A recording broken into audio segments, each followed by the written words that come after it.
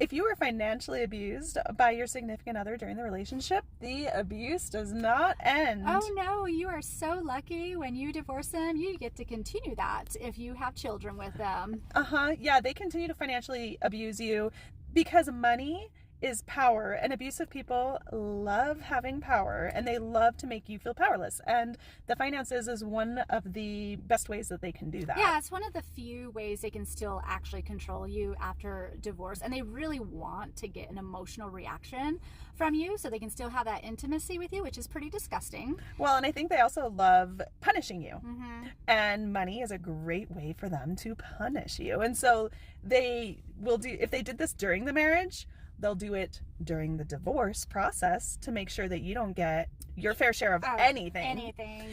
Because you're in trouble, because you're walking away from the relationship. You're standing up to them. You're saying no. So they're going to make sure to hurt you. Or they've found someone else to replace you with, and they never saw any of it as shared resources, right? No. They never saw you as an equal partner in the relationship. It was theirs. All of it. They never valued your worth. They never saw you as an equal as you were raising their children. They always saw that the money they made that came into the household was their money. So big surprise that as you no longer serve a purpose for them because you're walking away or they've replaced you or both, that they also don't think you deserve a dime for enduring your time with their toxic personality. And then once the divorce is done, regardless of how that went, if you share children and there's any kind of child support, they will use that to punish you.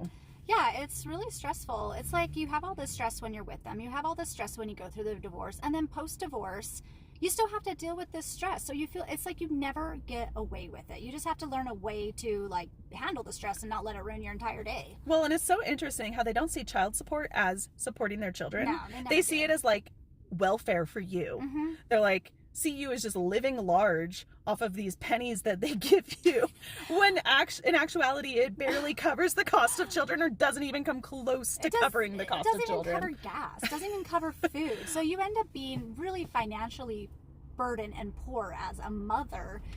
Well, they're almost they just continue on just as they were, maybe even better, and because they already have their career and they can just continue to build their business, whatever they're doing, while you're starting over from bottom. Yeah, have you guys experienced this with your divorce? Have you experienced the financial abuse too? Because I have found it's one of the most common ways that toxic individuals will abuse you. Yeah, they just want to keep belittling you and not make you feel like you are a valued, respectful human being.